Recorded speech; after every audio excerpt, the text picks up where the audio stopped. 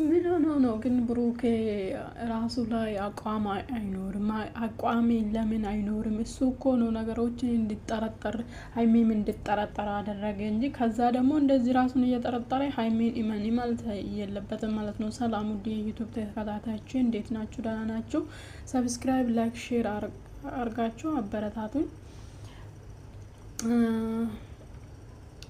እኔ ነገሩ ግራ ያጋባል። ምክንያቱም ስክሪኑ ላይ ለምንድነው ልጅ ማይታየው? አልትራሳውንድ ማንኛውም ስነሳቆ እንደውም አሁን ሩታ በዛ ጊዜ ከ6 ወር ነው ከ7 ወር በፊት ሳትወልድ የተመረመረችው የስክሪኑ ላይ ማለት ነው። ልጁ ዙም አድርጎ በደንብ ልዩ አቀማመጥ ምናምን ይታያል ማለት ነው። ይሄ ግን ለምን አጠቆሩ? እዛ ጋር ስክሪኑ ጥቁር ነው። ስክሪኑ ጥቁር ነው፣ አይታይም። ምኑ ነው የምንፈርደው አሁን? እውነቱ ይሁን ውሸት ይሁን?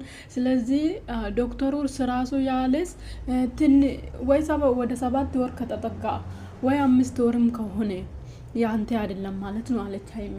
26 ሳምንት ነው አለ ዶክተሩ ማለት ነው። ቪዲዮውን እስከ መጨረሻ አዳመጣችሁ ከሆነ 26 ሳምንት ማለት ደግሞ ከ6 ወር 2 ሳምንት ማለት ነው። ከዛ ልጅቷ ያረገዘችው ወደ ከብሩኬ ጋር ሳትገናኝ 2 ሳምንት በፊት ነው ማለት ነው። ይሄንስ ለምን ለዛ ስለተረበሹ ነው?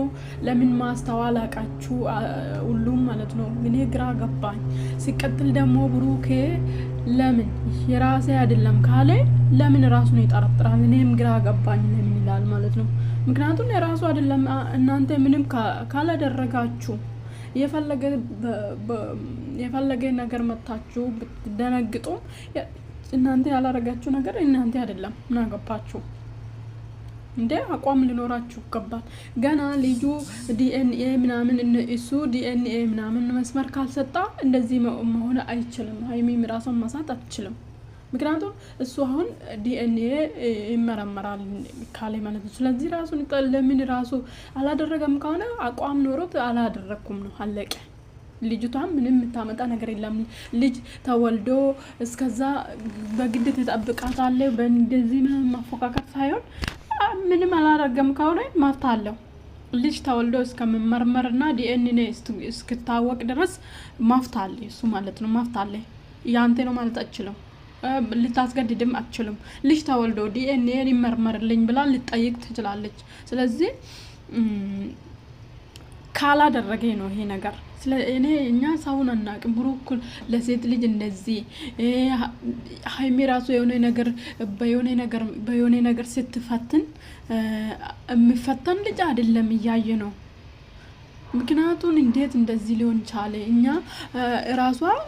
ራሱን ቆመን ስንከራከር ነበረ። ምክንያቱም ከምናይ ነው እንጂ እኛ ከጀርባ ማንም ሰው ያለ ነገር አናቅም። እንደዚህ ያደርጋል ብለን ምክንያቱም ሀይሜ በብዙ ነገር ሲፈትን የሚፈተን ልጅ አይደለም።